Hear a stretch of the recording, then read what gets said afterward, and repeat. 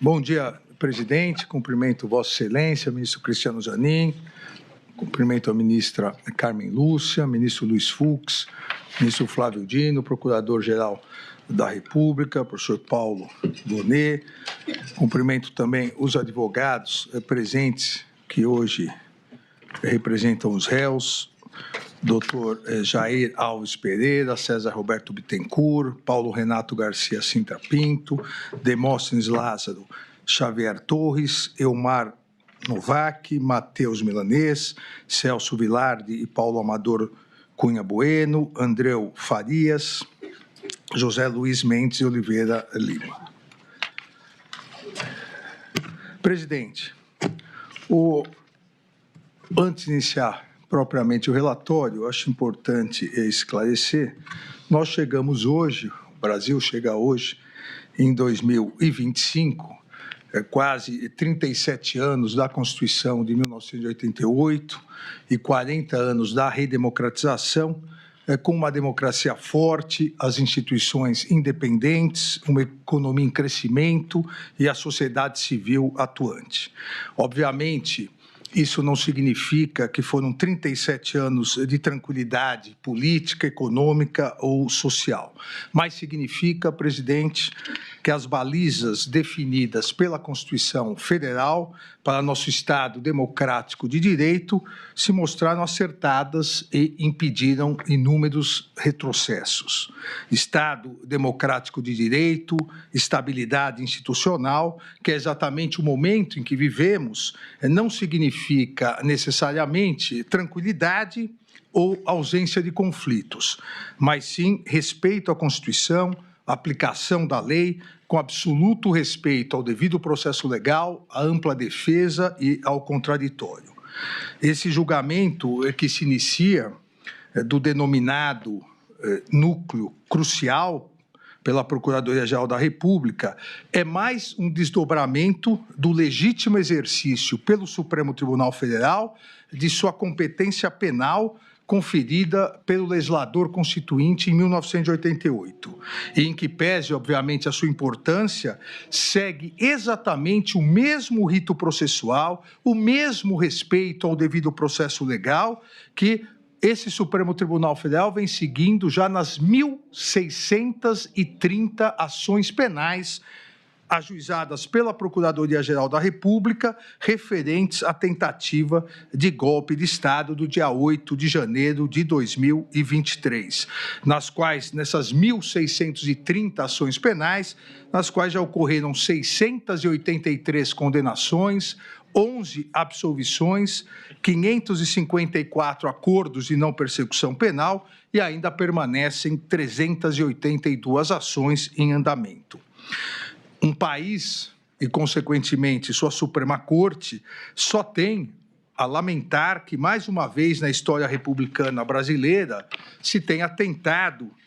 como esse Supremo Tribunal Federal já reconheceu em 683 condenações, e os próprios réus confessaram em outros 554 acordos de não persecução penal, um país e a Suprema Corte só tem a lamentar que na história republicana brasileira se tenha novamente tentado um golpe de Estado, atentando-se contra as instituições e a própria democracia, pretendendo-se a instalação de um estado de exceção e uma verdadeira ditadura. A sociedade brasileira e as instituições mostraram sua força, mostraram sua resiliência e, em que pese a lamentável manutenção de uma nociva, radical e violenta polarização política com tristes reflexos,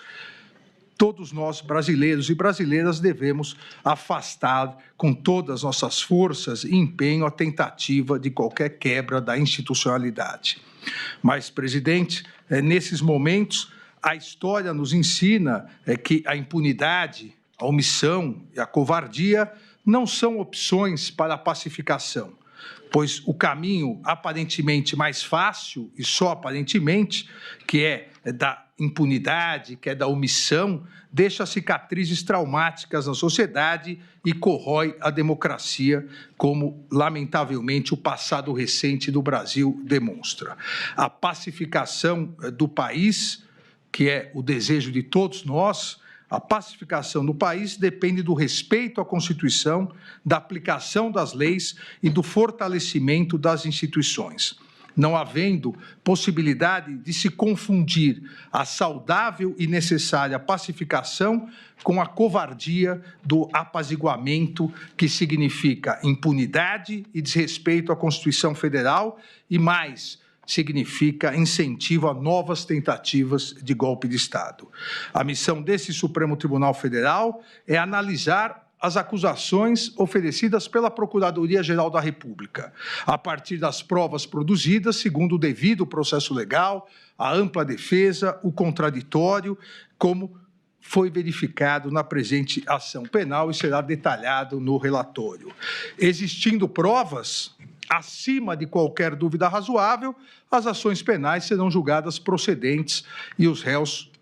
condenados. Havendo prova da inocência ou mesmo qualquer dúvida razoável sobre a culpabilidade dos réus, os réus serão absolvidos. Assim se faz a justiça. Esse é o papel do Supremo Tribunal Federal, julgar com imparcialidade e aplicar a justiça a cada um dos casos concretos, independentemente de ameaças ou coações, ignorando pressões internas ou externas. Lamentavelmente, no curso dessa ação penal, se constatou a existência de condutas dolosas e conscientes de uma verdadeira organização criminosa que, de forma jamais vista anteriormente em nosso país, passou a agir de maneira covarde e traiçoeira com a finalidade de tentar coagir o Poder Judiciário, em especial esse Supremo Tribunal Federal, e submeter o funcionamento da Corte ao crivo de outro Estado estrangeiro.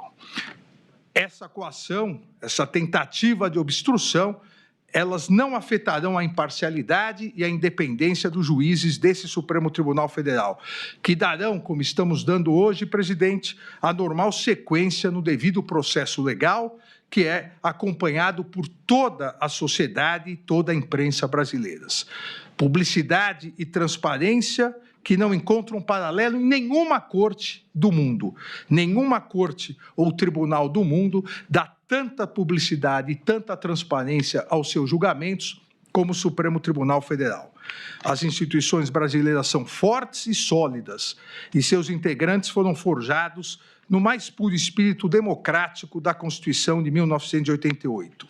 Coragem institucional e defesa à soberania nacional fazem parte do universo republicano dos membros dessa Suprema Corte, que não aceitará coações ou obstruções no exercício de sua missão constitucional, conferida soberanamente pelo povo brasileiro por meio de sua Assembleia Nacional Constituinte. A soberania nacional não pode, não deve e jamais será vilipendiada, negociada ou extorquida, pois é um dos fundamentos da República Federativa do Brasil, expressamente previsto no inciso 1º do artigo 1º da Constituição Federal. O Supremo Tribunal Federal sempre será absolutamente inflexível na defesa da soberania nacional e em seu compromisso com a democracia, os direitos fundamentais, o Estado de Direito, a independência do Poder Judiciário Nacional e os princípios constitucionais brasileiros. A independência judicial constitui um direito fundamental dos cidadãos, inclusive o direito a todos de uma tutela judicial efetiva e ao processo e julgamento por um tribunal independente e imparcial, pois não se consegue conceituar um verdadeiro Estado democrático de direito sem a existência de um poder judiciário autônomo para que exerça a sua função de guardião da Constituição e das leis. É um princípio inflexível da Constituição brasileira a independência do Poder Judiciário em defesa do país. E a história desse Supremo Tribunal Federal demonstra que jamais faltou ou jamais faltará coragem aos seus membros para repudiar as agressões contra os inimigos da soberania nacional, da democracia, do Estado de Direito ou da independência do Poder Judiciário. Essa Corte vem e continuará realizando sua missão constitucional e, em especial, nesse segundo semestre, realizará, e hoje iniciamos, o julgamento e as conclusões das importantes ações penais relacionadas à tentativa de golpe de Estado de 8 de janeiro de 2023. Sempre dentro do devido processo legal, do respeito à ampla defesa e contraditório, inadmitindo qualquer ingerência interna ou externa na independência do Poder Judiciário.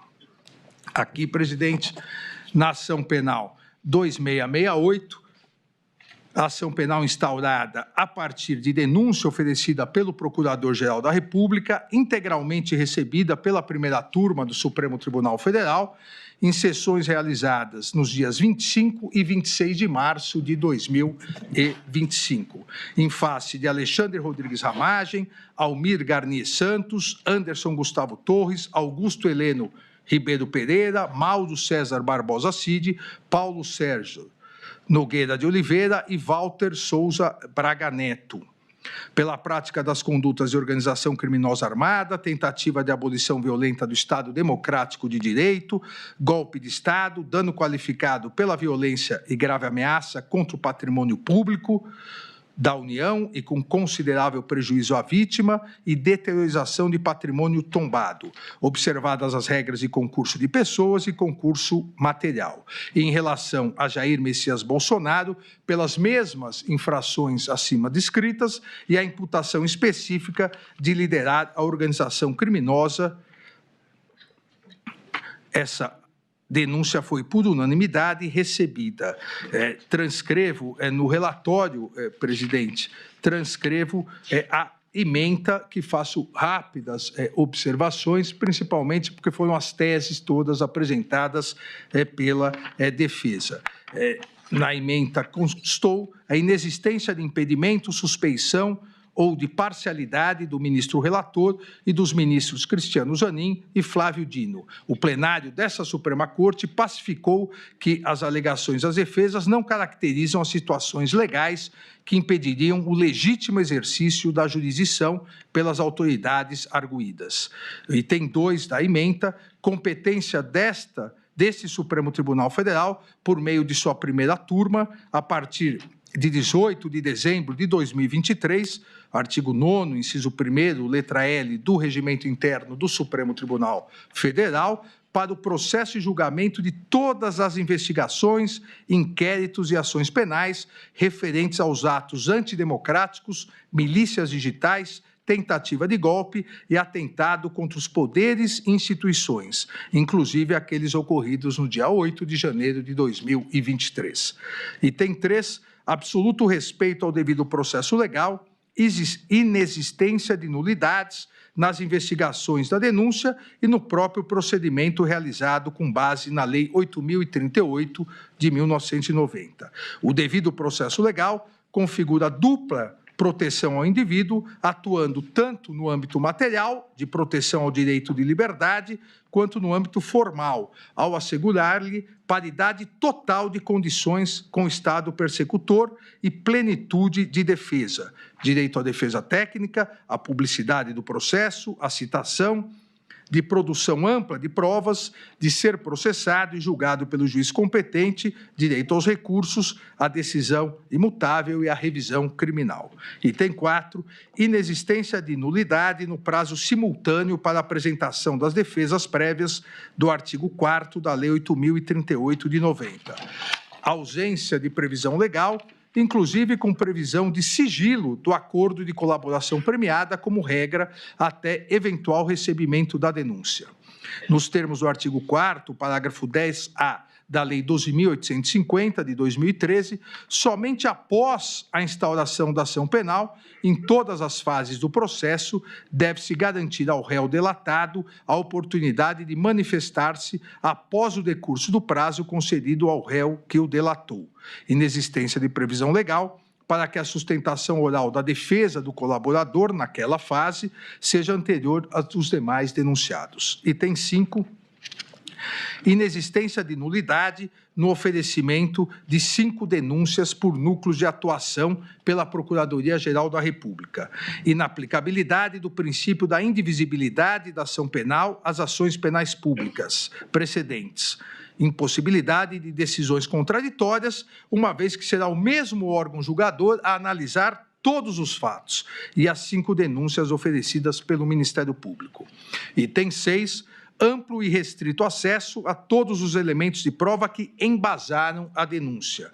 Os advogados devidamente constituídos, ainda durante a investigação criminal e logo após as medidas cautelares realizadas, tiveram várias vezes acesso à íntegra dos autos e dos documentos probatórios. As defesas tiveram acesso aos mesmos elementos probatórios utilizados pelo Ministério Público para o oferecimento da denúncia, cerceamento de defesa inexistente, inexistência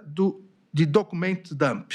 O fato de existirem inúmeros documentos e mídias nos autos deriva da complexidade das investigações e do número de indiciados pela Polícia Federal, que sistematicamente produziu um relatório e um sumário indicativo de provas que serviram tanto para a análise da Procuradoria-Geral da República quanto para as defesas de maneira idêntica e transparente com absoluto respeito ao devido processo legal. Item 8 da ementa do recebimento da denúncia, legalidade do inquérito 4.874 e da petição 12.100, reconhecida pelo plenário do Supremo Tribunal Federal. Inexistência de irregularidades nas investigações da Polícia Federal, acompanhadas pelo Ministério Público e supervisionadas pelo Poder Judiciário, que geraram mais de 1.600 ações penais. Item 9, inexistência de nulidade, não caracterização de fishing expedition. A hipótese dos autos, consubstanciada em investigação iniciada para apurar a existência de milícias digitais atentatórias ao Estado Democrático de Direito e à independência das instituições, não se confunde com a chamada pesca probatória, que somente se caracteriza quando se pretende investigar genericamente algumas pessoas e não fatos, de maneira especulativa, ou seja, obter qualquer dado aleatório, independentemente da investigação instaurada ou infração penal existente. Não se pode confundir uma detalhada e complexa investigação com a ilegal pesca probatória. Todos os elementos de prova presentes nos autos foram obtidos de forma lícita e identificados pela autoridade policial, conforme se demonstra em sumário do relatório da investigação juntada aos autos. Item 10, inaplicabilidade das regras do juízo de garantias em processos de julgamento do Supremo Tribunal Federal, tribunais superiores e demais processos de competência originária dos tribunais, que devem observar os termos da Lei 8.038, de 90, conforme decidido pelo plenário do Supremo Tribunal Federal, nas ADIs 6298, 6299, 6300, 6305, de relatoria do eminente ministro Luiz Fux. Item 11, legalidade e validade do acordo de colaboração premiada. O acordo de colaboração premiada, firmado entre a Polícia Federal e Mauro César Barbosa Cid, foi devidamente homologado com a máxima observância dos requisitos legais, ressaltando-se a voluntariedade do colaborador Mauro César Barbosa Cid em celebrá-lo e mantê-lo, inclusive acompanhado de seus advogados, devidamente constituídos em todos os atos. Item 12, competência constitucional e legal do Poder Judiciário nas colaborações premiadas. Em face da previsão legal de possibilidade de o acordo homologado ser rescindido em caso de omissão dolosa e contradições sobre os fatos objetos da colaboração, o ministro relator tem competência constitucional e legal para designar e presidir audiência com a presença do colaborador, seus advogados e o Procurador-Geral da República, com a finalidade de sanar essas eventuais irregularidades, bem como para analisar a manutenção dos requisitos legais exigidos para a permanência de validade da colaboração premiada, quais sejam regularidade e legalidade, adequação dos benefícios pactuados, adequação dos resultados da colaboração e voluntariedade da manifestação de vontade, especialmente nos casos em que o colaborador está ou esteve sob efeito de medidas cautelares, ausência de coação ou nulidade. Item 13 da ementa do recebimento da denúncia, denúncia apta, presença dos requisitos do artigo 41 do Código de Processo Penal, demonstração nos autos de provas da materialidade e indícios de autoria dos crimes de organização criminosa armada, tentativa de abolição violenta do Estado Democrático de Direito, dano qualificado pela violência e grave ameaça contra o patrimônio da União e considerável prejuízo para a vítima, deteriorização do patrimônio tombado, observadas as regras de concurso de pessoas e do concurso material. Inexistência de inépcia da denúncia, que expõe de forma compreensível e coerente os fatos e todos os requisitos exigidos, permitindo aos acusados a compreensão da imputação e, consequentemente, o pleno exercício de seu direito de defesa. Justa causa para ação penal. Item 14, justa causa para ação penal, provas de materialidade e indícios razoáveis e suficientes de autoria, produzidos de forma autônoma e independente da colaboração premiada pela Polícia Federal, além de outras provas corroborando as declarações do colaborador. Existência de justa causa para a instauração da ação penal, analisada a partir de seus 3 componentes: tipicidade, punibilidade e viabilidade, de maneira a garantir a presença de um suporte probatório mínimo a indicar a legitimidade da imputação e se traduz na existência no inquérito policial ou nas peças de informação que instruem a denúncia de elementos sérios e idôneos que demonstram a materialidade do crime e os indícios razoáveis de autoria. Recebida a denúncia por unanimidade, nesses termos da ementa, todo o material probatório relacionado à investigação foi disponibilizado aos ministros da primeira turma em 11 de março de 2025, em HD externo. Posteriormente, em 18 de 7 de 2025, novamente foi disponibilizado a totalidade, os ministros da primeira turma, a totalidade do acervo probatório, bem como as peças produzidas pela Procuradoria-Geral e pelas defesas por meio de link, de forma a facilitar a análise de toda a turma, como combinado com Vossa Excelência, Presidente. Também saliento que, em relação ao réu Alexandre Rodrigues Ramagem, em virtude da Resolução 18/2025 da Câmara dos Deputados, e conforme decisão dessa primeira turma, decisão unânime dessa primeira turma, foi determinado o prosseguimento da ação em relação às infrações penais de organização criminosa, tentativa de abolição violenta do Estado Democrático, golpe de Estado, em face da inaplicabilidade do parágrafo 3º do artigo 53 da Constituição Federal, em relação aos crimes praticados antes da diplomação do réu como deputado federal. E foi determinada a suspensão parcial da ação penal 2668, com a consequente suspensão da prescrição, em relação aos 2 crimes imputados ao réu Alexandre Ramagem, praticados após a diplomação como deputado: o dano qualificado pela violência e grave ameaça contra o patrimônio da União e a deteriorização de patrimônio tombado. Também aqui no relatório que disponibilizei a Vossas Excelências, transcrevo a ementa. Em 11 de abril de 2025, determinei a citação e notificação dos réus, bem como determinei a manifestação dos réus delatados, agora sim, uma vez instaurada a ação penal, após o decurso de prazo concedido ao réu delator, Mauro César Barbosa Cid. Todos os corréus foram devidamente citados, notificados e apresentaram defesas prévias no prazo legal. Em 30 de abril de 2025, rejeitei as preliminares arguidas pelas defesas dos réus, indeferi o requerimento de absolvição sumária formulado por Anderson Gustavo Torres e Paulo Sérgio Nogueira de Oliveira, bem como afastei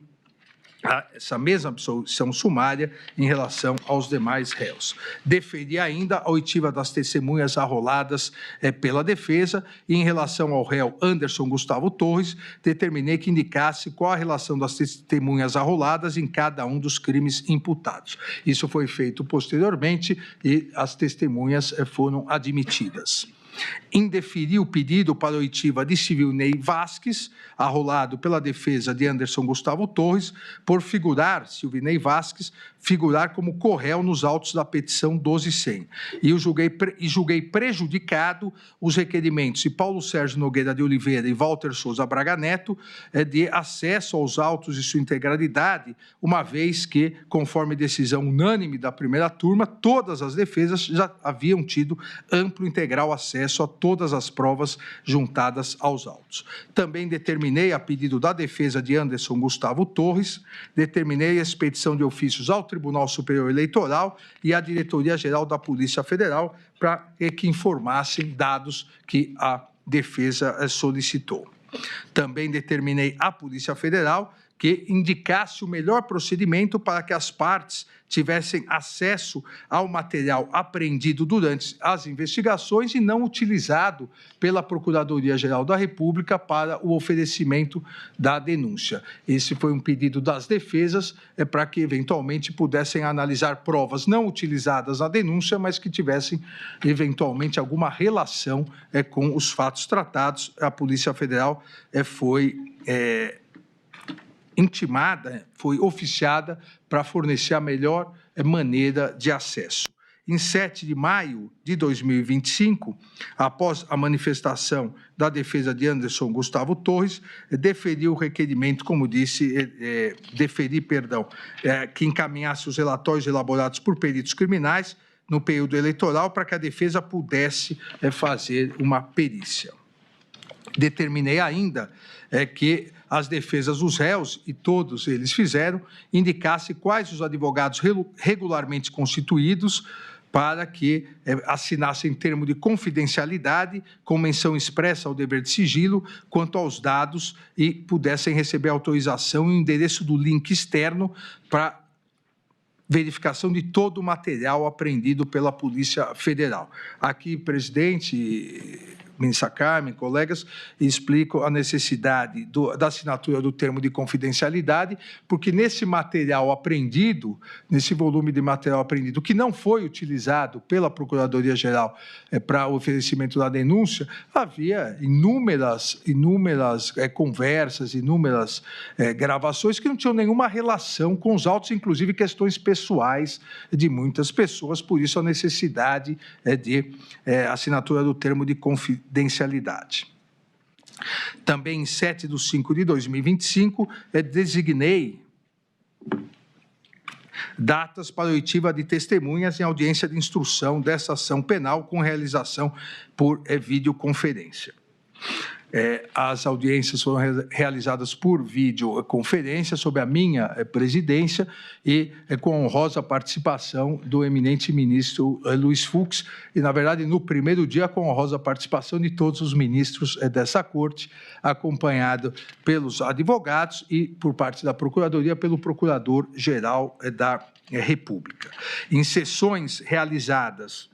nos dias 19 de maio, 21 de maio, 22 de maio, 23 de maio, 26 de maio, 27, 28, 29 e 30 de maio e 2 de junho, foram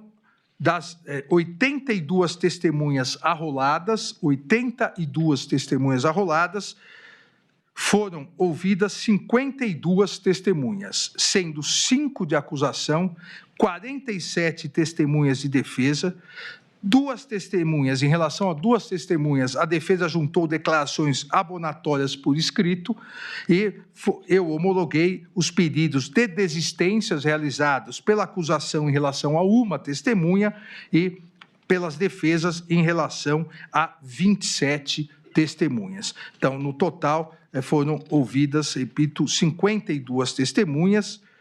com mais 2 testemunhas que juntaram por escrito, 54 testemunhas, sendo 5 testemunhas de defesa e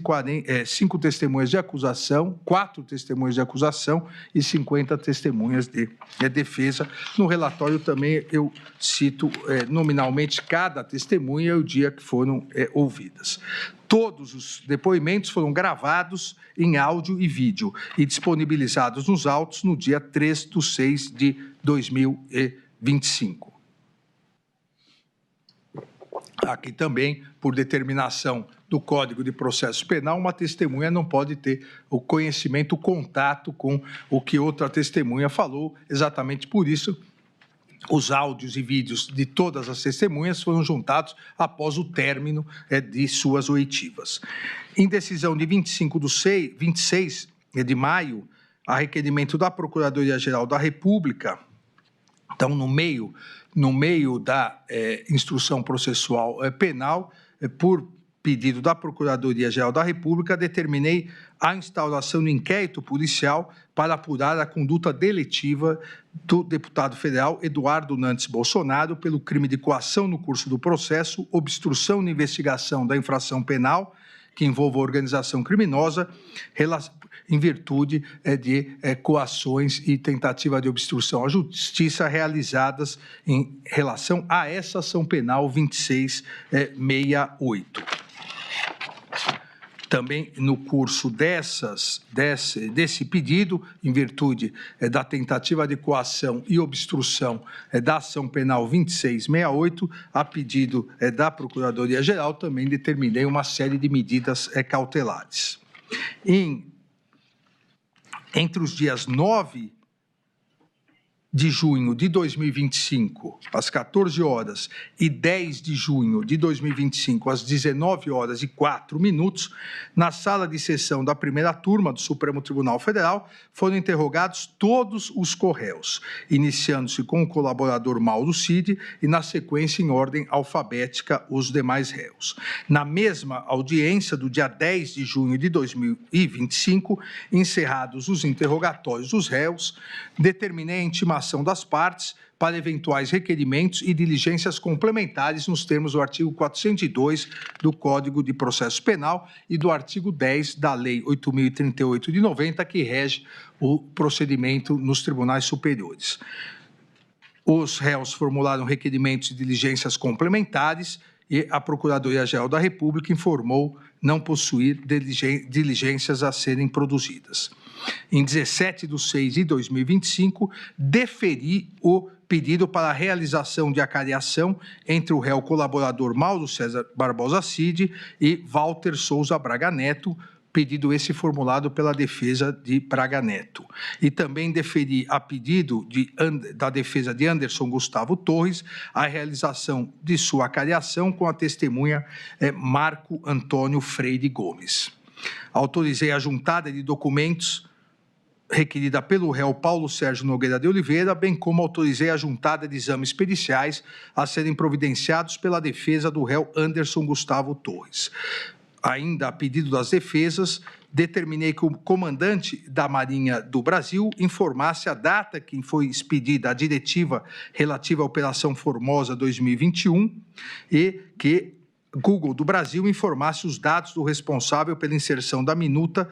de decreto do golpe em domínio público. Todos os requerimentos e diligências que foram deferidos durante a instrução processual penal foram efetivamente realizados. Assim como todos os pedidos deferidos a pedido da Procuradoria-Geral da República com o oferecimento da denúncia, também todos os pedidos deferidos foram realizados. Em relação às defesas, da mesma maneira, em respeito ao devido processo legal e à ampla defesa, todas as diligências e requerimentos que foram deferidos durante a instrução processual foram efetivamente realizados. E faço aqui uma relação dos pedidos e das diligências solicitadas pelas defesas. Em decisão de 18 de junho de 2025, um novo incidente no curso da ação penal 2668, em decisão de 18 de 6 de 2025, considerada a alegada violação dos termos de colaboração premiada de Mauro César Barbosa Cid, determinei a instauração de inquérito em face de Luiz Eduardo de Almeida Santos Kuntz e Marcelo Costa Câmara para apuração da suposta prática de crime de obstrução de investigação de infração penal que envolva organização criminosa, inquérito esse que tramita na Polícia Federal. Em 27 de maio em 27 de junho de 2025, encerrada a instrução com a realização de todos os requerimentos e diligências que foram deferidos, aqueles que foram deferidos na fase do artigo 402 do Código de Processo Penal, determinei a intimação das partes para a apresentação das alegações finais. Sucessivamente, no prazo de 15 dias, Procuradoria-Geral da República, colaborador premiado e os réus. Na mesma data, todos os tribunais foram oficiados para encaminhar em 5 dias as certidões de antecedentes criminais dos réus para fins de informação do processo. Todas as certidões foram anexadas aos autos. Em 14 de 7 de 2025, a Procuradoria-Geral da República apresentou suas alegações finais, pleiteando a procedência integral da ação penal, salientando os principais pontos da acusação. E aqui, presidente, tanto em relação à acusação quanto em relação à defesa, porque o relatório assim o exige, salientar os principais pontos, mas deixarei que os detalhes maiores, os argumentos maiores, sejam expostos tanto pelo Procurador-Geral da República quanto pelos advogados, uma vez que todos realizarão sustentação oral.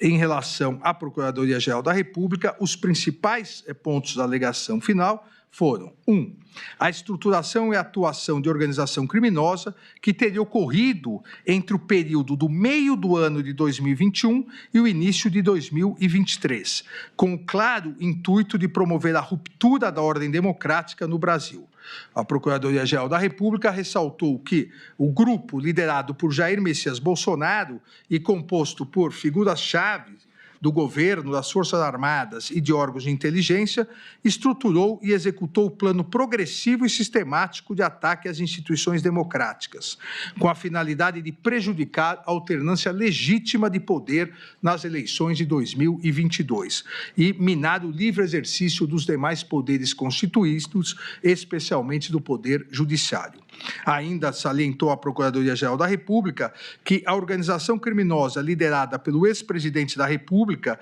em conjunto com integrantes do alto escalão de governo e de setores estratégicos das Forças Armadas, estruturou e mobilizou de forma sistemática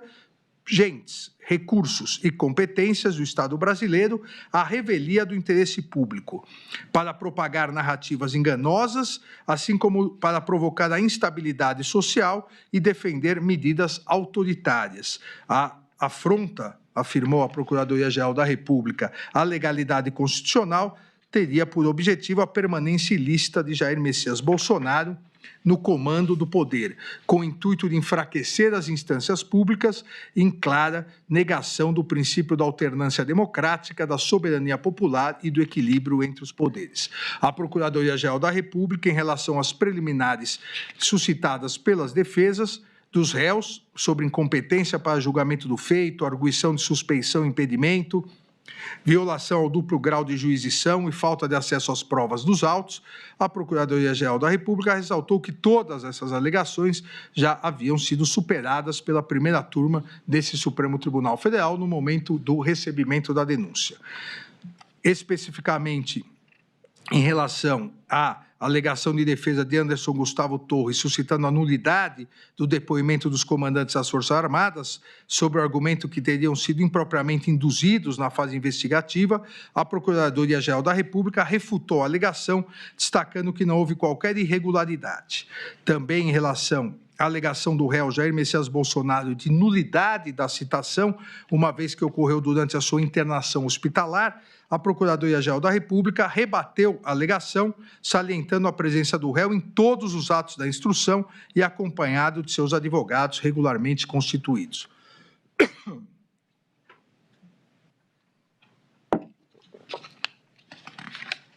Ainda a Procuradoria-Geral da República alegou que a instrução processual reforçou a existência de todos os manuscritos, arquivos digitais, planilhas, discursos prontos e trocas de mensagens sobre o plano de ruptura da ordem democrática que haviam sido apreendidos pela Polícia Federal durante as investigações, como, por exemplo, o documento Operação 142. Da mesma forma, ressaltou a Procuradoria-Geral da República que as testemunhas ouvidas em juízo, principalmente os ex-comandantes do Exército e da Aeronáutica, confirmaram que lhes foram apresentadas minutas que decretavam medidas de exceção e não se ajustavam às hipóteses constitucionais e de consequências impensáveis no Estado democrático de direito, assim como confirmaram terem sido, disse a Procuradoria-Geral da República, pressionados a aderir ao plano golpista, inclusive sofrendo ataques virtuais.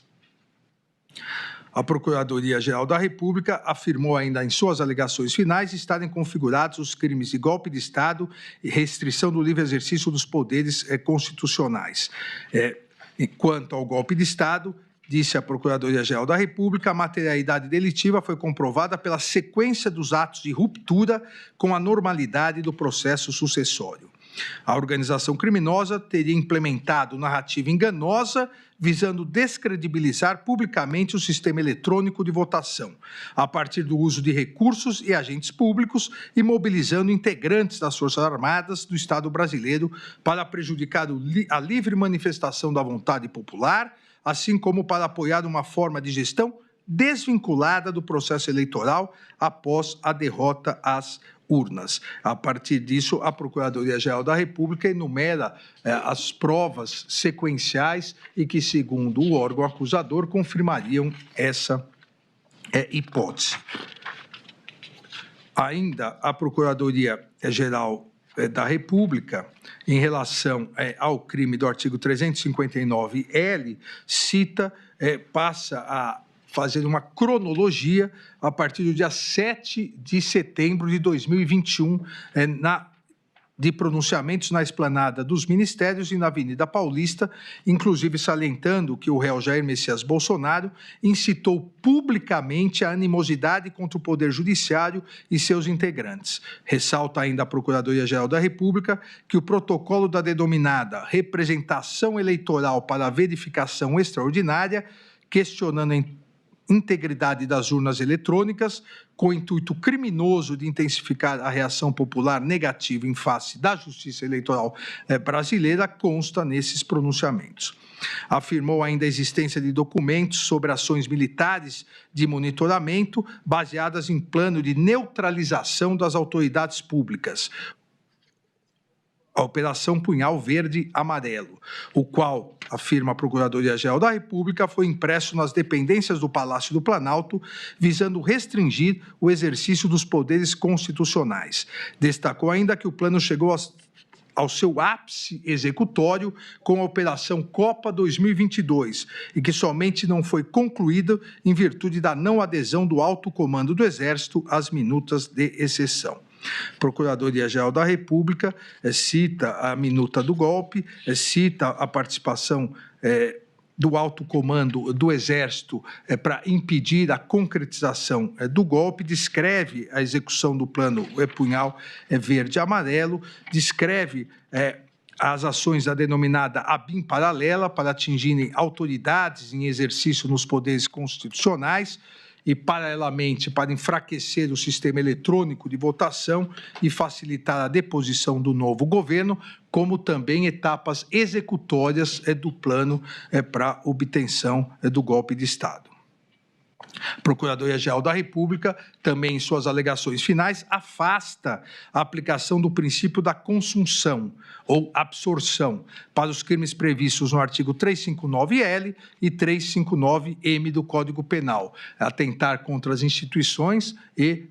tentativa de golpe de Estado, uma vez que, afirma a Procuradoria-Geral da República,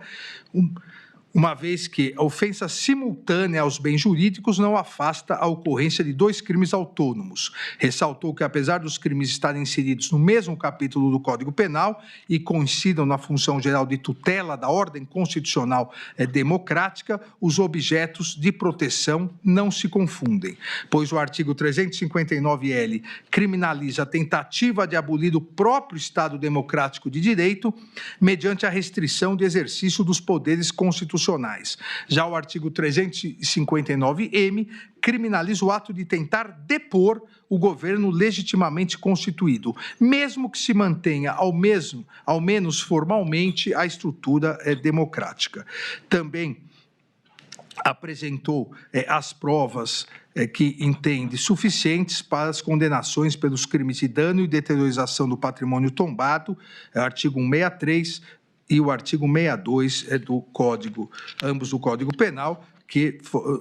foram o resultado final da empreitada delitiva ocorrida no dia 8 de janeiro de 2023, salientando que nos atos antidemocráticos realizados no dia 8 de janeiro de 2023, os apoiadores do líder da organização criminosa, Jair Messias Bolsonaro, munidos de artefatos de destruição, avançaram sobre a Praça dos Três Poderes em marcha organizada. Os apoiadores invadiram o Senado Federal, invadiram a Câmara dos Deputados, o Palácio do Planalto e o Supremo Tribunal Federal. E efetivamente depredaram o patrimônio público com a finalidade de instalar um regime de governo alternativo decorrente da deposição do governo legitimamente eleito, bem como da abolição violenta do Estado Democrático de Direito. Afirmou que a materialidade ficou demonstrada com as imagens de destruição que marcaram a história nacional, bem como com o fornecimento de documentos que dimensionaram os danos referentes aos eventos de 8 de janeiro de 2023, documentos esses enviados pelo Senado Federal, a Câmara dos Deputados e o Supremo Tribunal Federal.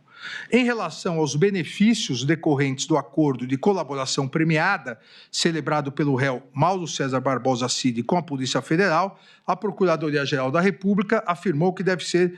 os benefícios devem ser aplicados com observância ao princípio da proporcionalidade, com análise da efetiva contribuição do colaborador para o esclarecimento dos fatos e o grau de lealdade demonstrado ao longo do procedimento. Alegou, portanto, comportamento contraditório do réu colaborador em razão de omissões e resistência ao cumprimento integral das obrigações,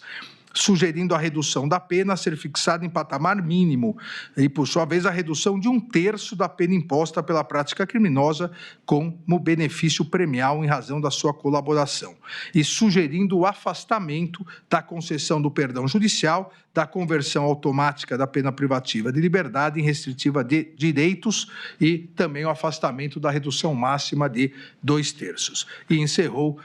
solicitando, requerendo a condenação de todos os réus pelos crimes imputados. Em 29/7 de 2025, a defesa do réu colaborador, Mauro César Barbosa Cid, apresentou as alegações finais, ressaltando em síntese, porque aqui também, novamente, o eminente advogado do réu colaborador detalhará, assim como o procurador-geral,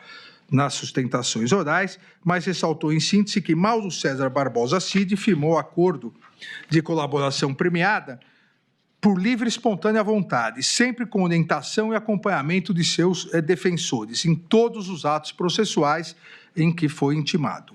Que o acordo de colaboração premiada preencheu todos os requisitos de validade, eficácia e efetividade, e como tal foi homologado e ratificado pelo colaborador e por essa Suprema Corte. Ainda alegou a defesa de Mauro Cid que, em que pese a defesa técnica discordar da acusação, ou pelo menos da capitulação atribuída pela Procuradoria-Geral da República quanto aos fatos narrados e sua autoria, não é possível afirmar que Mauro César Barbosa Cid não falou tudo o que sabia, muito menos que ele tivesse mentido ou omitido o fato relevante que tinha a obrigação contratual de falar. Alega ainda que a discussão sobre o documento referido pela Procuradoria-Geral da República como minuta golpista, narrada pelo colaborador, foi confirmada pelos 3 comandantes das Forças Armadas, General Freire Gomes, Almirante Almir Garnier e Brigadeiro Batista Júnior, bem como pelo réu Jair Messias Bolsonaro. A reunião, segundo a defesa, a reunião de apresentação dos considerandos também foi confirmada pelos comandantes das Forças Armadas. Alega ainda que, conforme esclarecido por Mauro César Barbosa Cid, as discussões materializadas nos considerandos surgiram após Jair Messias Bolsonaro sustentar a existência de fraude nas eleições, o que também foi confirmado por todos que participaram na reunião. Em relação à reunião do dia 12 de novembro de 2022, na casa de Walter Souza Braga Neto, a defesa de Mauro César Barbosa Cid alega não existir divergência sobre a sua realização, embora o réu colaborador não tenha participado efetivamente. A defesa ainda diz que, no que diz respeito à solicitação de dinheiro a Walter Souza Braga Neto, também não haveria controvérsia, havendo divergência tão somente em relação à sua efetiva entrega, uma vez que Mauro César Barbosa Cid afirma ter recebido uma sacola de vinho, enquanto Walter Souza Braga Neto nega ter entregado os valores.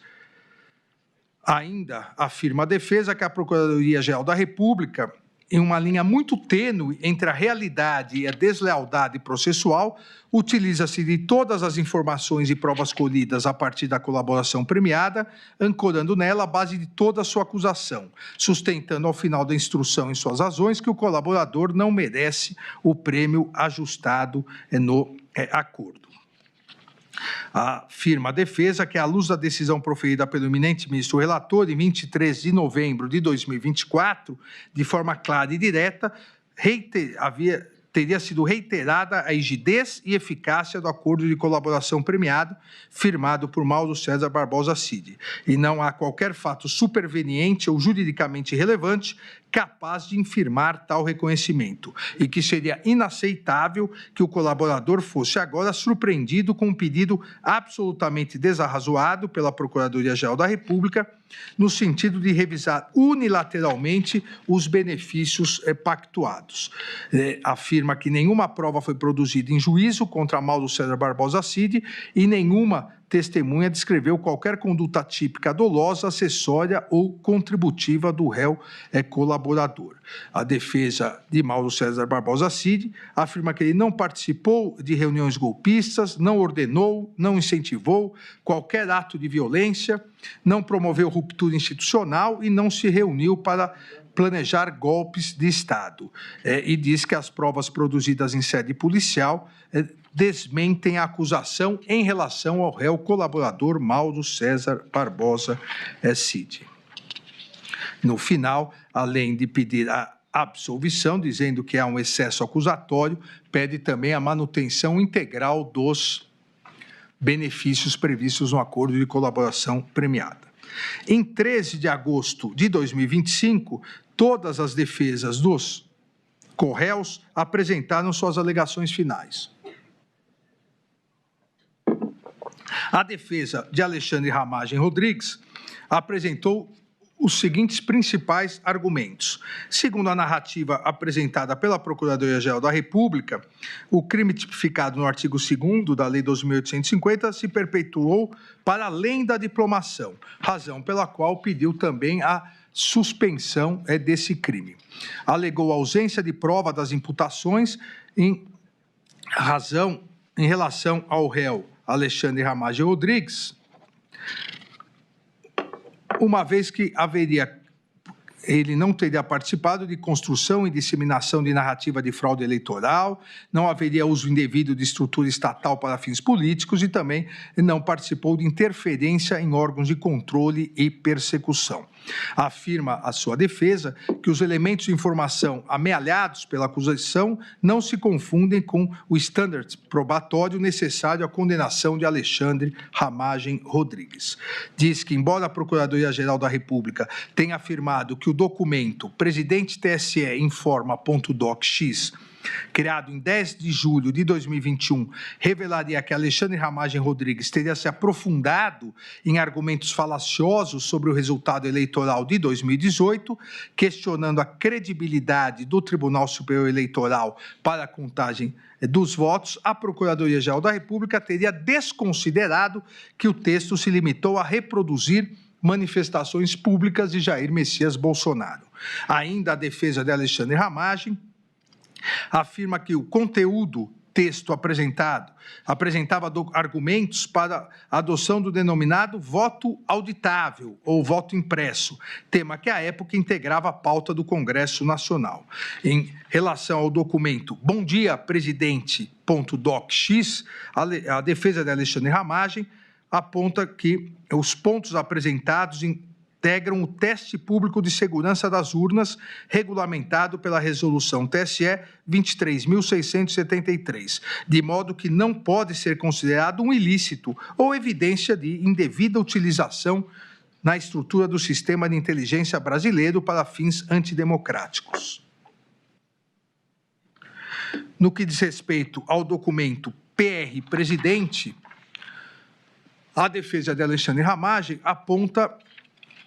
que o texto aponta ilegalidades que, no entendimento do réu, estariam sendo cometidas no âmbito de inquéritos policiais referentes à instauração dos inquéritos, violação do sistema acusatório e escolha de delegados pelo STF sem distribuição. O texto contém, também segundo a defesa, anotações pessoais e privadas e não possui qualquer relação com o eventual descumprimento infundado de ordens judiciais. Sobre ainda o texto Presidente.docx, a defesa de Alexandre Ramagem afirma que o seu conteúdo diz respeito a considerações que refletem manifestações públicas já emitidas por Jair Messias Bolsonaro, não sendo possível afirmar que o réu Alexandre Ramagem Rodrigues municiava o ex-presidente de argumentos para atacar autoridades públicas. Com base na prova testemunhal produzida nos autos, a defesa diz que é possível concluir que Alexandre Ramagem Rodrigues, de fato, utilizava uma sala no Palácio do Planalto, mas para atender várias pessoas, não apenas o presidente da República, e que não haveria prova nos autos para concluir que era um hábito frequente ou com dia específico suas audiências com o presidente da República. Os documentos juntados aos autos pela defesa, segundo ela mesma, demonstram que Alexandre Ramagem Rodrigues envidou esforços para verificar a legalidade na utilização da ferramenta First Mile, sendo instaurados por determinação sua 2 procedimentos administrativos no âmbito da BIM com essa finalidade, um deles, aliás, na corregedoria do órgão. A ferramenta First Mile era utilizada, segundo a defesa, exclusivamente pelos oficiais de inteligência lotados no Departamento de Operações de Inteligência, à época chefiado por Paulo Maurício Fortunato Pinto, cuja recalcitrância em prestar informações sobre o uso da ferramenta levou à instauração de procedimento administrativo no âmbito da corregedoria da ABIN por determinação do próprio Alexandre Ramagem Rodrigues e, posteriormente, levou à sua exoneração. Ainda alega a defesa que a Procuradoria-Geral da República cometeu grave equívoco ao afirmar que teriam sido identificados logs de entrada de Alexandre Ramagem no sistema a partir de 15 de maio de 2019, antes mesmo de sua posse como diretor-geral, e apenas um mês após o início de uso da ferramenta, pois as datas a que se refere a Procuradoria-Geral da República, segundo a defesa, não dizem respeito a logs de entrada no sistema, mas sim a entrada do réu nas dependências físicas da ABIN. Também alega não poderem ser utilizados nesses autos as conclusões da autoridade policial no relatório final da PET 11.108, tornadas públicas em 18/6/2025, pois não submetidas ao contraditório e à ampla defesa. Alega não haver indícios ou provas que ações ilícitas empreendidas por servidores da ABIN tenham decorrido de ordem proferida pelo réu Alexandre Ramagem.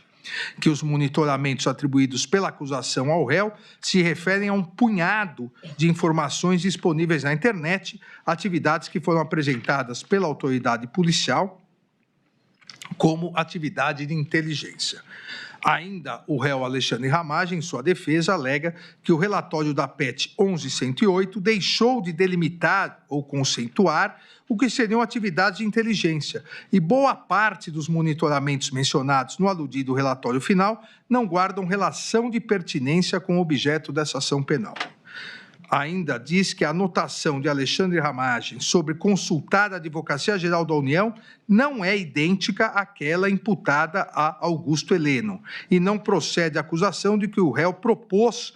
que fosse utilizada a estrutura da Advocacia Geral da União com a finalidade de impedir o cumprimento de decisões judiciais.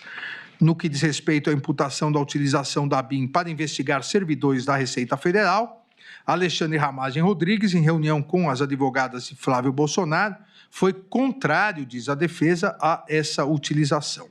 Também afirma a defesa não ter ocorrido qualquer atuação do réu no sentido de postergar o deslinde de processo administrativo disciplinar. Em relação ao delito do artigo 2º da Lei 12.850, a denúncia omissa, diz a defesa, quando ao fato de Alexandre Ramagem Rodrigues já ter sido exonerado do cargo de diretor-geral da BIM em 30/3/2022. Também em relação aos delitos do artigo 359-L e 359-M, diz a defesa que fere a lógica e a razoabilidade a tentativa de imputar ao réu qualquer responsabilidade por tão graves condutas que, segundo a Procuradoria-Geral da República, seriam de abolir as estruturas democráticas, impedindo o funcionamento de um poder, o legislativo, para o qual acabara de ser eleito, e pede a absolvição. A defesa de Almir Garnier Santos também apresentou os seguintes principais pontos de argumentação: que as alegações finais da Procuradoria-Geral da República narram fatos estranhos à denúncia, notadamente o desfile da Marinha na Praça dos Três Poderes, interpretados como ato simbólico de apoio ao suposto intento golpista, e a ausência do réu na cerimônia de passagem de comando da Marinha, no qual Almir Garnier Santos supostamente teria atuado de forma a reforçar a suposta agenda golpista. Afirma a defesa que isso configura mutatio libelli. Também afirma que a colaboração premiada de Mauro César Barbosa Cid está viciada por responsabilidade do colaborador, de modo que deve ser decretada a invalidade das suas declarações. Continua afirmando não haver provas que permitam, com a certeza necessária, estabelecer uma condenação penal e uma conexão direta entre as condutas imputadas por Almir Garnier Santos e os atos de 8 de janeiro de 2023. A ausência de provas concretas que estabeleçam uma conexão direta entre as condutas deve levar à absolvição. Também afirma que a ausência de criação de risco proibido, pois os atos imputados se inscrevem no legítimo exercício da liberdade de expressão política. Continua a defesa de Almir Garnier Santos, dizendo que há quebra do nexo causal, uma vez que os fatos ocorreram em um contexto político legítimo de debate e a transição de poder desqualifica qualquer continuidade de plano golpista, devendo ser reconhecida a ausência de nexo causal entre os atos descritos na denúncia e os atos do dia 8 de janeiro de 2023, e, por consequência, deve ser declarada a atipicidade das condutas imputadas. Ainda a defesa de Almir Garnier Santos afirma que os fatos narrados na denúncia se limitam, em relação a Almir Garnier Santos, a participação do acusado em 2 reuniões, realizadas nos dias 7 de dezembro e 14 de dezembro de 2022, bem como a assinatura de uma nota publicada no dia 11 de novembro de 2022, que foi assinada pelos 3 comandantes das forças. Quanto à nota, a defesa diz que as informações colhidas na instrução processual foram claras, ao revelar que a sua publicação não ocorreu a mando do então presidente da República, Jair Messias Bolsonaro, e que se tratava de ato destinado a apaziguar o país. As reuniões dos dias 7 e 14 de dezembro de 2022, afirma a defesa de Almir Garnier, foram conhecidas apenas após as investigações se iniciarem, razão pela qual não possuem qualquer relevância na cadeia causal imaginada pela Procuradoria-Geral da República, uma vez que não tinham capacidade de causar qualquer interferência, dada a sua natureza privada. Ainda a defesa diz que, quanto às mensagens endereçadas por Walter Souza Braga Neto, nas quais determina um interlocutor que elogia Almir Garnier Santos, não há nos autos qualquer prova que evidencie a materialização dessa ordem, como publicações ou vídeos com a intenção de influenciar quem quer que seja. Diz ainda a defesa que até mesmo o desfile de tanques realizado no dia 10 de agosto de 2021, bem como a troca de comando, realizada no dia 5 de janeiro de 2023, não possuem relevância na cadeia causal que integra os acusados dos atos de 8 de janeiro de 2023, seja como elemento determinante dessa relação, seja como fato capaz de incrementar um risco anteriormente criado. E continua a defesa afirmando que as provas produzidas sobre a reunião do dia 7 de dezembro demonstram apenas que Almir Garnier e o general Freire Gomes foram convocados pelo presidente da República por meio do ministro da Defesa para comparecerem ao Palácio do Planalto, ocasião que lhe foram apresentados considerandos. Foi informado, contudo, que, diz a defesa, que o assunto estava em estudo e, ao final, a reunião foi encerrada sem qualquer manifestação ou posicionamento. Ainda afirma que, no confronto entre os depoimentos de Batista Júnior e Freire Gomes, deve prevalecer o depoimento deste último, uma vez que é corroborado por duas evidências relevantes, a nota divulgada pela Marinha e o depoimento do almirante Olsen, ambos negando qualquer mobilização de tropas. Por outro lado, o depoimento de Batista Júnior, que é o único a afirmar que as tropas foram colocadas à disposição, não conta, segundo a defesa, com qualquer outra prova que o sustente. Ainda continua a afirmar que a acusação não se desincumbiu do dever de especificar concretamente a participação de Almir Garnier Santos na reunião e em sua adesão ao plano golpista e, consequentemente, pede a absolvição por todas as imputações. A defesa de Anderson Gustavo Torres também apresentou esses principais argumentos. O Supremo Tribunal Federal é incompetente para processar e julgar o presente caso. Ainda que se reconheça a competência da Suprema Corte, a defesa diz que a atribuição é do plenário e não da primeira turma. Ainda afirma ter ocorrido cerceamento de defesa em razão da omissão da apuração da indexação da minuta do golpe no Google, uma vez que o Google Brasil respondeu não poder identificar o responsável pela inserção por não hospedar o conteúdo, limitando-se a indexar páginas de terceiros, e que a defesa requereu esclarecimentos técnicos complementares indeferidos pelo ministro relator por sua suposta impertinência. Ainda alega cerceamento de defesa em razão do indeferimento da realização de diligência junto à Meta, WhatsApp, relacionadas à obtenção de registros de chamadas de voz e vídeos realizadas via WhatsApp por Fábio Augusto Vieira e Robson Cândido da Silva em 8 de janeiro de 2023 e de metadados de mensagens e arquivos eventualmente trocados pelo mesmo aplicativo. A defesa de Anderson Torres continua em suas alegações, dizendo que a Procuradoria-Geral da República não expôs o fato criminoso com todas as suas circunstâncias, deixando de atender o comando do artigo 41 do Código de Processo Penal. Segundo a defesa, a peça acusatória imputa a Anderson Torres 4 condutas distintas. A live, realizada em 29/7 de 2021, reunião ocorrida na data do 5/7 de 2022, uso indevido da máquina estatal, especialmente da Polícia Rodoviária Federal, para beneficiar Jair Messias Bolsonaro entre o primeiro turno e o segundo das eleições de 2022 e suposta omissão imprópria enquanto exerceu o cargo de secretário de Segurança Pública do Distrito Federal, em janeiro de 2023. Diz a defesa que, em relação à live de 29/7 de 2021, o réu foi convocado a participar pelo presidente e sua fala foi aproximadamente de 4 minutos, em que somente leu, seguindo a orientação de sua assessoria. Sobre a reunião ministerial do 5 de julho de 2022, a defesa diz que o réu, em fala de aproximadamente 5 minutos,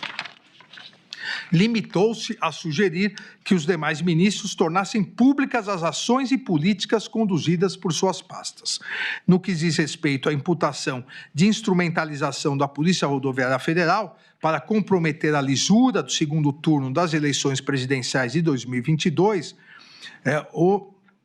Alega a defesa que não houve repasse e utilização dos boletins de inteligência pela Polícia Rodoviária Federal, que eventuais encontros e conversas mantidos entre Anderson Torres e Marília Ferreira de Alencar eram absolutamente naturais e compatíveis com as atribuições institucionais de ambos, que em relação à reunião institucional ocorrida em 19/10/2022, na sede do Ministério da Justiça, a alta cúpula da Polícia Federal presente na reunião,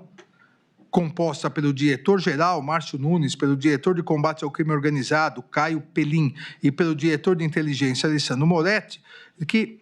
foi ouvida nessa ação penal, a alta cúpula, e foi categórica ao afirmar que jamais houve naquela reunião ou em qualquer outra, qualquer determinação, orientação ou sugestão ilícita oriunda do então ministro da Justiça, Anderson Gustavo Torres. Ainda diz a defesa que o depoimento de Batista Júnior foi no sentido que não teve certeza da participação de Anderson Gustavo Torres em qualquer reunião. E o depoimento de Freire Gomes foi no sentido de que nunca presenciou ou discutiu qualquer assunto ilegal com o réu. Anderson Gustavo Torres ainda afirma em sua defesa não ter participado das reuniões de 7 de dezembro e 14 de dezembro de 2022, ocasião na qual, em tese, documentos antidemocráticos foram apresentados aos comandantes das forças. E diz ainda que, compulsando os relatórios de entrada e saída do Palácio da Alvorada, entrevê-se que Anderson Torres, Freire Gomes e Batista Júnior, diz a defesa, jamais estiveram presentes no mesmo local e horário. Ainda afirma a defesa que a minuta discutida na reunião de 7/12/2022 não corresponde ao documento apreendido na residência, em sua residência. Diz que exame papiloscópico feito pela Polícia Federal não encontrou as digitais de qualquer dos denunciados na minuta, que minutas de igual teor circulavam e circulam, diz a defesa, livremente pelo território nacional, algumas inclusive no Google e no site Conjura. Ainda diz que, em relação à viagem aos Estados Unidos, e-mail da própria Gol, companhia Gol, mostra comprovantes da agência de turismo e ata notarial, evidenciando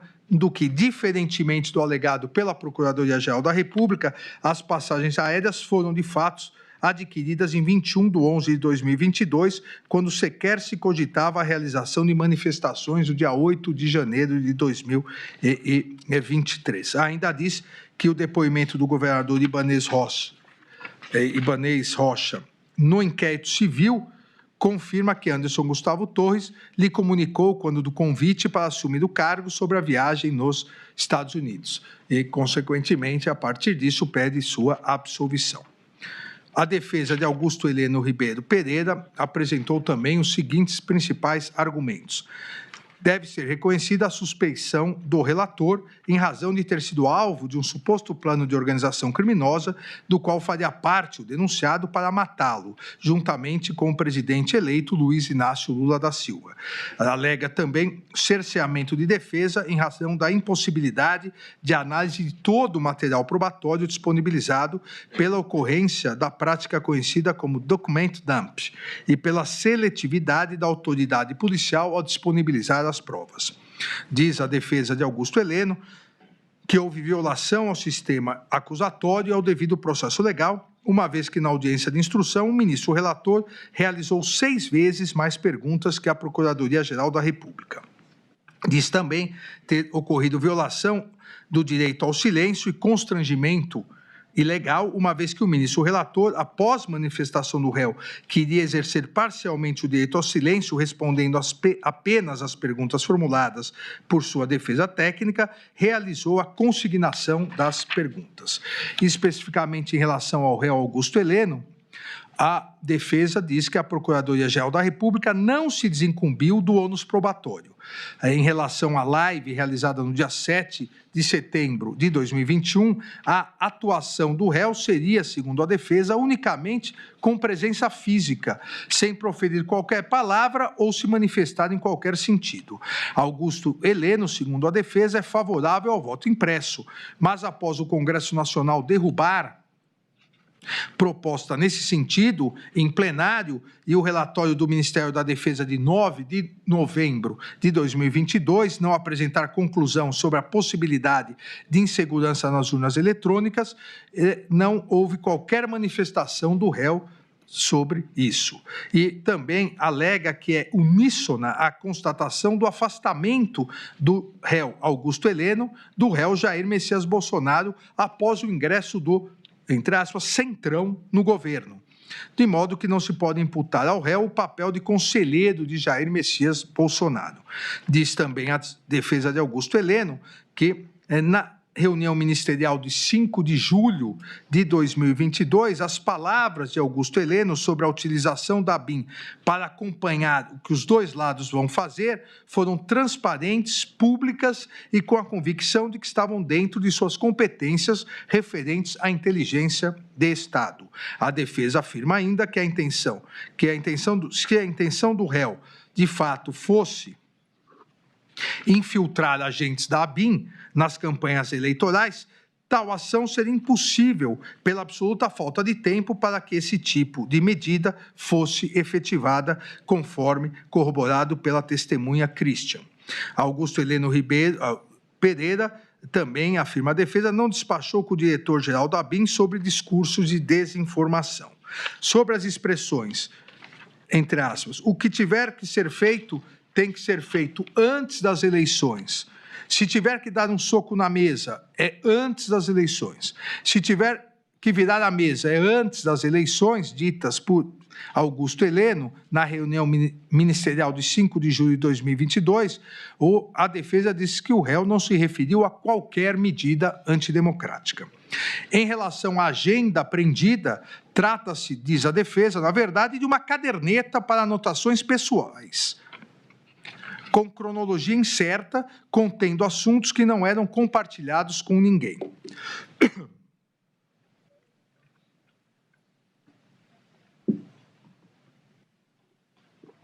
Diz a defesa que a Polícia Federal disponibilizou as páginas da referida caderneta de maneira por ela reorganizada, com o objetivo de demonstrar uma narrativa linear, quando, na verdade, estão afastadas uma das outras e dizem respeito a situações e assuntos distintos e não relacionados. A expressão, entre aspas, é válido continuar a criticar a urna eletrônica, diz respeito, segundo a defesa, a uma posição pessoal do réu. O réu, segundo a defesa, não elaborou um manual para descumprimento de decisão judicial por meio da Advocacia Geral da União. No que diz respeito ao tópico sobre reunião de diretrizes estratégicas, os subtítulos caracterizariam orientações para uma futura campanha eleitoral e que foram redigidos antes da metade do mandato, o que também, segundo a defesa, foi manipulado pela autoridade policial. Não são verdadeiras, diz a defesa, as alegações de que o réu teria politizado o Gabinete de Segurança Institucional. Ainda diz a defesa de Augusto Heleno que a menção feita nas razões finais da acusação à reunião ocorrida entre o presidente da República, seu filho, senador Flávio Bolsonaro, e duas advogadas é descabida. E quando o réu percebeu que o assunto da reunião não dizia respeito ao GSI, pediu licença e se retirou sem implementar nenhuma providência. Augusto Heleno, também segundo sua defesa, nunca tratou da Operação Punhal Verde Amarelo no Palácio do Planalto ou fora dele, e não tinha conhecimento do conteúdo da operação. A defesa ainda diz que Augusto Heleno não foi convidado e não compareceu às reuniões nos meses de novembro e dezembro no Palácio Alvorada e no Ministério da Defesa. Em relação ao acampamento em frente ao quartel-general do Exército, em Brasília, diz a defesa que o réu nunca lá esteve e nem compareceu a qualquer outro acampamento. Tampouco se manifestou favoravelmente a esse tipo de acampamento em suas redes sociais. O réu, continua a defesa, o réu não teve qualquer participação nos eventos de 8 de janeiro de 2023 e após a sua exoneração no GSI, em 31/12 de 2022, não teve qualquer contato com os servidores do órgão. Além disso, toda a sua diretoria foi exonerada na mesma ocasião. A frase, entre aspas, ladrão não sobe a rampa, Diz a defesa, não evidencia que o réu tenha atuado no sentido de impedir a transição democrática de poder. Não há qualquer prova de que o réu tenha participado da ABIN paralela, havendo indicação, por outro lado, de que teria sido, inclusive, monitorado, diz a sua defesa. O réu jamais tratou com qualquer pessoa sobre reunião, minuta ou parecer de cunho golpista. Também afirma a defesa não haver possibilidade de se imputar as práticas dos delitos de tentativa de abolição de violência do Estado Democrático e tentativa de golpe de Estado ao réu em razão da absoluta inexistência de qualquer conduta que possa configurar os referidos crimes. Pede a absolvição e, subsidiariamente, caso não ocorra, diz que deve ser aplicada a causa especial de diminuição prevista no artigo 29, parágrafo 3º, em benefício do réu, caso subsidiariamente aqui haja condenação. A defesa de Jair Messias Bolsonaro também apresentou os seguintes principais argumentos. Houve cerceamento de defesa em razão da ausência de tempo hábil para a defesa técnica conhecer a prova dos autos, inclusive com indeferimento de pedido de adiamento da audiência de instrução após o recebimento de links contendo material bruto extraído dos aparelhos eletrônicos apreendidos. Também alega nulidade, que essa nulidade se agravou e aprofundou o cerceamento de defesa, porque os defensores foram proibidos de participar das audiências e dos interrogatórios dos denunciados que ficaram em outros núcleos. O acordo de colaboração premiada de Mauro César Barbosa Cid, segundo a defesa de Jair Messias Bolsonaro, é nulo, e o delator não tem credibilidade, pois mentiu reiteradamente. Segundo a defesa de Jair Messias Bolsonaro, o colaborador descumpriu o acordo e as cautelares que lhe foram impostas de forma alternativa à sua prisão preventiva, por meio de conversas mantidas em perfil de terceiro na rede social Instagram, que revelam que a colaboração não resultou de ato voluntário e nem esteve pautado na verdade. A defesa de Jair Messias Bolsonaro ainda alega que, em suas alegações finais, a Procuradoria-Geral da República reconhece toda a resistência, que, segundo a defesa, significa falta de espontaneidade, do colaborador em relatar sua participação nos eventos mais graves e sensíveis da denúncia, para manter rígida a narrativa daquilo que ele optou por contar, o que não é possível. Ainda diz que o colaborador confessa que, diante de ameaças veladas, pactuou o acordo de colaboração, prestando, entretanto, declarações manipuladas, e a Procuradoria-Geral da República resistiu em afirmar sua imprestabilidade porque precisa de parte dela, daquela que não está abrangida pela descoberta espontânea da Polícia Federal. O tema e o debate relativo ao voto impresso, diz a defesa de Jair Messias Bolsonaro, ocuparam a campanha eleitoral em 2022. E foi nesse contexto de campanha eleitoral e debate político que a reunião ministerial de 5 de julho de 2022 e a reunião com os embaixadores de 18 de julho de 2022 foram sempre interpretadas. A notícia de que o discurso de Jair Messias Bolsonaro e Walter Souza Braga Neto, no dia 7 de setembro de 2022, bem como a reunião com os embaixadores narrados na denúncias já foram alvos de processos eleitorais que levaram à sua inelegibilidade, não podendo, portanto, conforme diz a defesa, serem interpretados como atos criminosos. A transição do governo,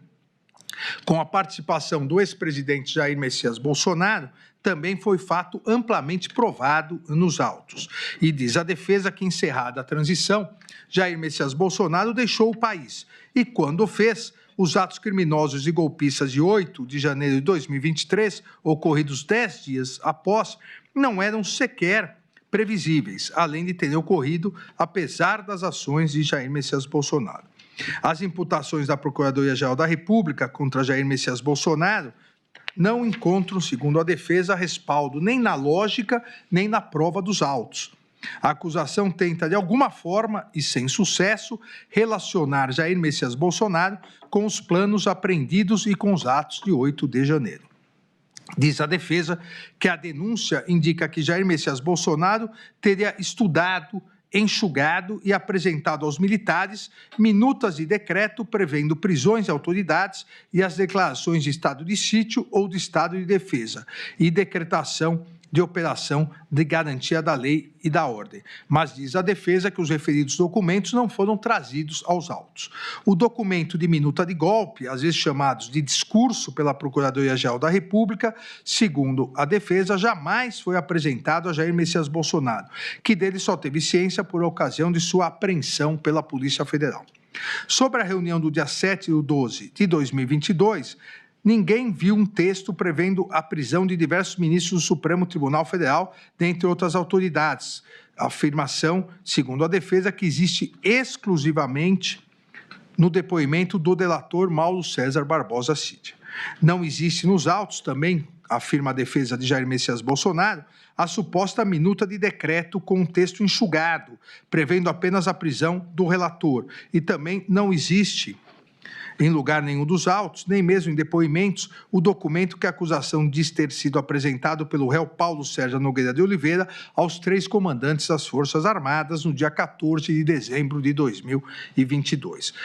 A defesa de Jair Messias Bolsonaro continua afirmando no sentido de que não ficou comprovada a existência de qualquer pedido por parte de Jair Messias Bolsonaro para a movimentação das tropas e que não há descrição de participação de Jair Messias Bolsonaro em nenhum outro fato, e muito menos com os planos Punhal Verde e Amarelo, Operação Luneta e Copa 2022.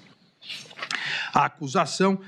traria apenas a presunção de que o plano Punhal Verde e Amarelo teria sido elaborado para Jair Messias Bolsonaro no Palácio do Alvorada, quando foi registrada a entrada do general Mário Fernandes no prédio, sem ter produzido qualquer prova de que houve entrega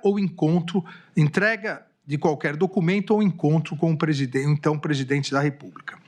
Ainda diz a defesa que a Procuradoria-Geral da República imputa ao réu, como se atos criminosos fossem, os seus discursos eleitorais e suas manifestações com críticas ao sistema eletrônico de votação. Continua afirmando que, excluída a punibilidade dos atos preparatórios, não há dúvidas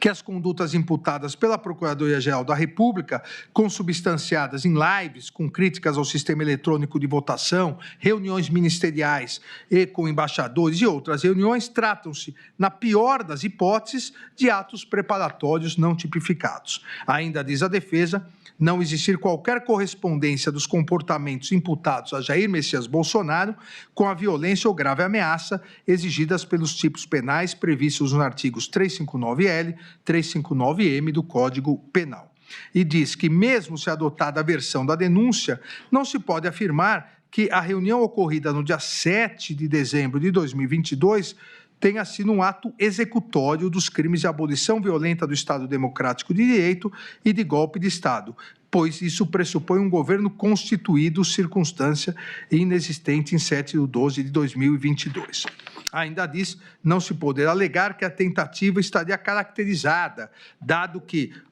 entre aspas, o golpe tentado não se consumou pela fidelidade do Exército, não obstante o desvirtuamento de alguns dos seus integrantes e da aeronáutica, a força normativa democrática em vigor, que foi a afirmação feita pela Procuradoria-Geral da República. E a defesa diz que a tentativa não estará caracterizada, pois não se aperfeiçoou qualquer ato de início de execução que pudesse ativar a incidência de uma circunstância alheia à vontade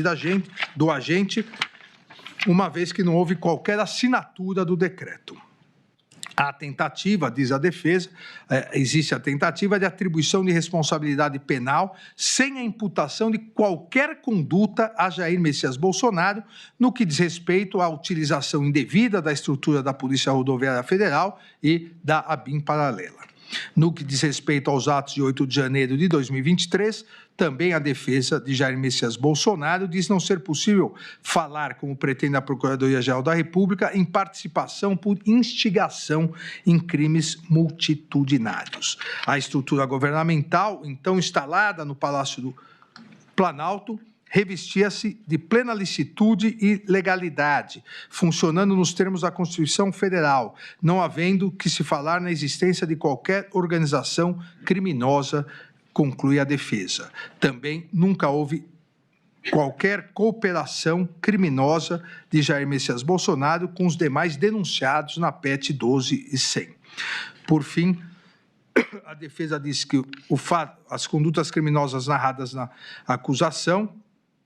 teriam como objetivo manter Jair Messias Bolsonaro no poder, que essas alegações não são suficientes para apontá-lo como integrante ou líder da organização criminosa, ainda que pudesse eventualmente ser beneficiário pelo resultado dos crimes. Pede a absolvição do réu Jair Messias Bolsonaro e, subsidiariamente, caso não haja, diz que deve ser reconhecida a desistência voluntária ou a consunção, absorção ou ainda concurso formal entre os delitos previstos nos artigos 359-L e 359-M do Código Penal. A defesa de Paulo Sérgio Nogueira de Oliveira também apresentou esses principais argumentos. Diz que Paulo Sérgio Nogueira de Oliveira é inocente e atuou ativamente para evitar a realização de um golpe de Estado e a abolição violenta do Estado Democrático de Direito, aconselhando Jair Messias Bolsonaro no sentido de que nada poderia ser feito diante do resultado das eleições. O réu,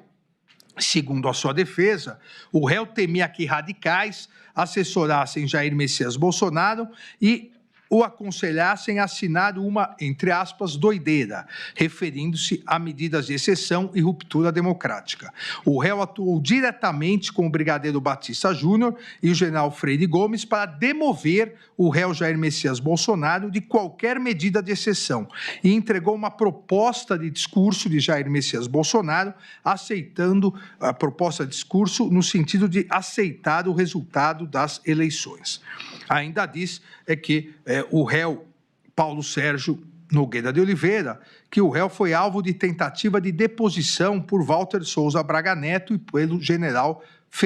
Mário Fernandes, réu em outra ação penal. O réu não integraria o denominado gabinete de crise a ser instalado após a ruptura do Estado Democrático de Direito, afirma sua defesa, e que o réu foi vítima de ataques virtuais por não defender qualquer medida de exceção. Na reunião de 5 de julho de 2022, Paulo Sérgio Nogueira de Oliveira não manifestou endosso à narrativa de fraude eleitoral. Também sua defesa diz que em momento algum instigou a ideia de intervenção nas Forças Armadas no processo eleitoral e afirma a defesa ser uma falácia afirmar que o relatório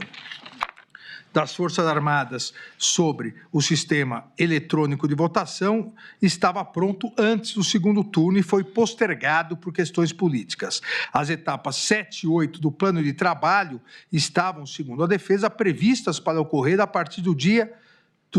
seguinte ao segundo turno e até 60 dias após o pleito. Também afirma a defesa não proceder a afirmação de que o Ministério da Defesa, após ser intimado a prestar informações no prazo de 48 horas, não respondeu ao pedido de informações do Tribunal Superior Eleitoral. A nota do Ministério da Defesa, segundo a defesa de Paulo Sérgio Nogueira de Oliveira, não aponta suspeita de fraude eleitoral e no mesmo período em que a nota do dia 10/11/2022 foi publicada, Paulo Sérgio Nogueira de Oliveira, segundo a sua defesa, estaria atuando para demover Jair Messias Bolsonaro de qualquer medida de exceção. A reunião de 14/12/2022, realizada com os comandantes das Forças Armadas, segundo a defesa de Paulo Sérgio Nogueira de Oliveira, não teve o intuito de pressionar os comandantes a aderir a qualquer medida antidemocrática. A denúncia, diz a defesa, é inepta, não havendo descrição adequada dos fatos criminosos imputados ao réu. Ainda alega que o Supremo Tribunal Federal é incompetente para processar e julgar o caso e que, em caso de ser competente, é o plenário e não a primeira turma. Alega violação ao duplo grau de jurisdição, alega também estar caracterizado excesso de acusação, que as condutas imputadas ao réu são atípicas, pois se o crime de golpe de Estado tivesse sido consumado com ataques ao processo eleitoral, manipulação indevida das forças de segurança, não houve, segundo a defesa, a prática de violência ou grave ameaça. Ainda a defesa do réu Paulo Sérgio diz que as condutas imputadas ao réu são atípicas, pois todos os atos realizados antes do dia 1º de janeiro, tais como lives, reuniões, não teriam sido realizados com o objetivo de depor governo constituído, o que afasta a configuração do crime de golpe de Estado previsto no artigo 359-M do Código Penal. Ainda afirma que, segundo a denúncia, sem o Exército e a Força Aérea, era impossível se consumar um golpe de Estado. Logo, a manifestação no dia 8 de janeiro de 2023 foi um meio inidôneo para atingir esse resultado. Consequentemente, o delito de golpe de Estado do dia 8 de janeiro seria um crime impossível, diz a defesa, por absoluta ineficácia do meio. Ainda em relação ao crime do artigo 359-L do Código Penal, a defesa de Paulo Sérgio Nogueira de Oliveira diz que a sua consumação exige que os poderes constitucionais tenham sido efetivamente impedidos ou restringidos. Consequentemente, diz que não existe um conjunto probatório para, além da dúvida razoável, apta a ensejar uma condenação de Paulo Sérgio Nogueira de Oliveira e pede a absolvição do réu. Por fim, a defesa de Walter Souza Braga Neto apresentou os seguintes argumentos. A ação penal é nula, pois está baseada em investigações realizadas na PET 1200, que se originou das investigações conduzidas no inquérito 4.874, inquérito das milícias digitais, o qual, a seu turno, tem como objeto a investigação de fatos já arquivados no inquérito 4828, o que demonstra a violação do artigo 28 do Código de Processo Penal. Diz ainda ser o Supremo Tribunal Federal incompetente para processar e julgar o caso, e caso fosse competente, a competência seria do plenário e não desta primeira turma. A defesa de Walter Souza Braga Neto ainda diz que, embora o plenário do Supremo Tribunal Federal tenha decidido pelo não reconhecimento da suspeição do relator, a instrução criminal demonstrou que não houve imparcialidade e equidistância das partes da ação penal. Ainda afirma que, em relação à alegação da suspeição, houve demonstração de postura inquisitorial na oitiva das testemunhas, que os recursos da defesa em face de decisões monocráticas não foram submetidos à análise colegiada, enquanto a marcha processual evoluía de maneira muito célere, esvaziando os pedidos recursais. Ainda diz que a cadeação entre Walter Souza Braga Neto e Mauro César Barbosa Cid não foi gravada pela Secretaria Judiciária e sequer foi permitida sua gravação pela defesa, e que houve decretação de medidas cautelares e prisão domiciliar de ofício, o que caracteriza a atuação indevida por serem iniciativas típicas do órgão acusatório. Ainda a defesa de Walter Souza Braga Neto diz que a colaboração premiada de Mauro César Barbosa Cid é nula em razão da falta de voluntariedade, que o processo também é nulo em razão da prática de document dump, que o processo também é nulo em razão do indeferimento de participação nos interrogatórios dos demais réus das outras ações penais, que são ilícitas e imprestáveis os prints de conversas de WhatsApp entre Walter Souza Braga Neto e Ailton Barros.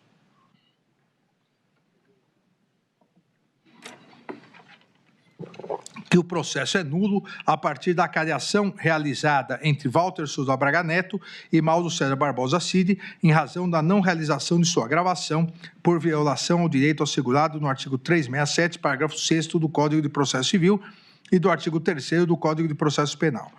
Alega ainda a defesa de Walter Souza Braga Neto a ausência de provas das imputações derivadas do acordo de colaboração premiada de Mauro César Barbosa Cid. A ausência de provas do intuito golpista da reunião realizada na residência de Walter Souza Braga Neto em 12/11/2022. A ausência de prova da entrega de dinheiro para financiamento de atos golpistas e a ausência de provas de coordenação de ataques virtuais. Além disso, a defesa de Walter Souza Braga Neto diz que não existem provas de suposta participação na organização criminosa ou nos atos golpistas de 8 de janeiro de 2023.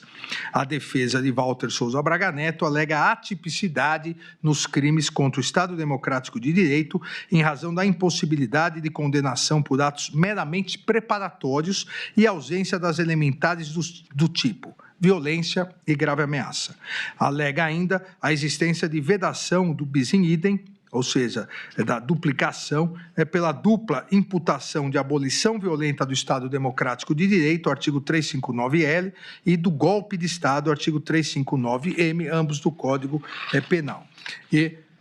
conclui dizendo existir impossibilidade de condenação autônoma em relação aos crimes de dano qualificado e deteriorização do patrimônio público, pois constituem crimes meio para a suposta prática dos crimes de abolição violenta do Estado Democrático de Direito, concluindo a defesa pelo pedido de absolvição do réu. Em 14 de agosto de 2025, considerando o regular encerramento da instrução processual, o cumprimento de todas as diligências complementares deferidas, bem como a apresentação de alegações finais pela Procuradoria-Geral da República e por todos os réus, solicitei ao excelentíssimo presidente da primeira turma, ministro Cristiano Zanin, a pauta para julgamento presencial da ação penal. Em 15 de agosto de 2025, o eminente presidente, ministro Cristiano Zanin, agendou o julgamento presencial da presente ação penal para o dia de hoje, dia 3 de setembro, dia 9 de setembro, dia 10 de setembro, dia 12 de setembro. É o relatório, presidente.